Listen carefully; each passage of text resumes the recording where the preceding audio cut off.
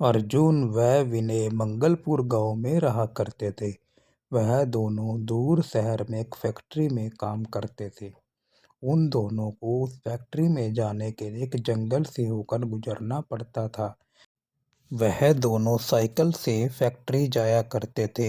एक दिन विनय की तबीयत खराब थी, तो अर्जुन अकेले ही जंगल के रास्ते से अपने काम पर जा रहा था।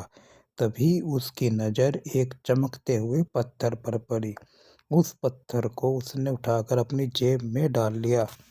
शाम को जब वह काम से घर आया तो उसने वह पत्थर अपनी जेब से निकाला और अपनी बीवी को दिखाया। उसकी पत्नी बोली, अरे ये कहाँ से उठा कर ले आए? इस पत्थर का क्या करोगे?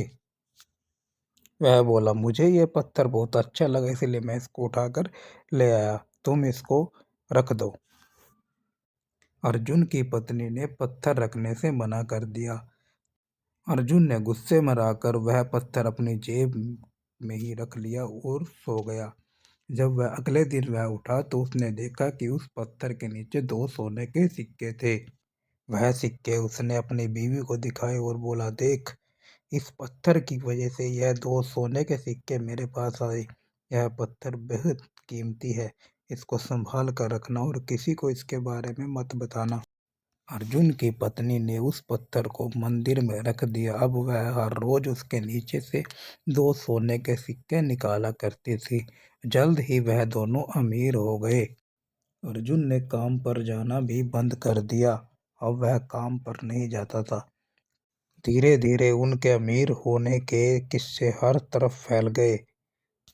जब यह बात वहां के राजा को पता चली तो उसने अपने गुप्तचर उनके घर के पास छोड़ दिए। गुप्तचरों ने आकर राजा को बताया कि उनके पास एक चमकदार पत्थर है जिससे हर रोज 2 सोने के सिक्के प्राप्त होते हैं। एक दिन राजा ने अर्जुन को बुलाकर कहा, अर्जुन, मुझे तुम्हारे जल्द अमीर होने का कारण पता चल गया है। अब अच्छा यही होगा कि वह पत्थर मुझे दे दो, वरना तुम्हारा सिर धड़ से अलग कर दिया जाएगा। यह सुनकर अर्जुन के होश उड़ गए कि राजा को कैसे पता चला।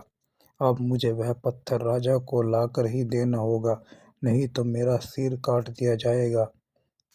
अर्जुन बोला, महाराज, मैं वो पत्थर आपको ला कर देता हूँ। यह बोलकर अर्जुन अपने घर की तरफ चल पड़ा। जब वह घर पहुंचा तो उसने सब कुछ अपनी बीवी को बताया। अर्जुन की बीवी बोली, यह पत्थर मैं किसी को नहीं दूंगी, चाहे राजा आए चाहे उसका मंत्री। मैं यह पत्थर लेकर अपने घर जा रही हूँ। अर्जुन की बीवी वह पत्थर लेकर बाहर निकली कि उसको राजा के सैनिकों ने पकड़ लिया और उसका सिर धड़ से अलग कर कर वो पत्थर लेकर वहां से चले गए। अपनी बीवी को मरा हुआ देखकर अर्जुन भी वह राज्य छोड़कर वहां से बहुत जल्दी भाग गया।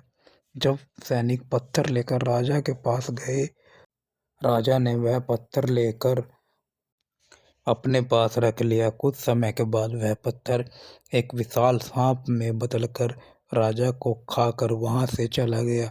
यह देखकर सभी वहां पर दंग थे। तभी मंत्री बोला, जैसी करनी वैसी भरनी।